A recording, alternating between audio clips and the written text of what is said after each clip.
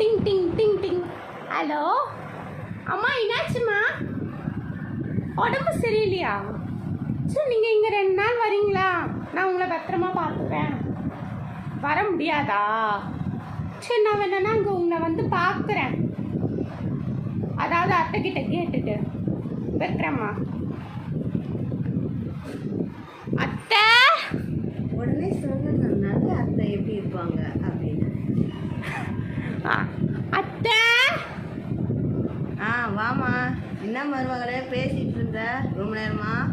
அது இல்லை அத்தை, அம்மாவுக்கு உடம்பு முடியல, கொஞ்சம் நான் வீட்டில் போய் தங்கணும். என்னப்பா உடம்புக்கு திடீர்னு? அப்படி இல்லை அத்தை, அவங்களுக்கு திடீர்னு உடம்பு சரியில்லாமல் போயிடுச்சு.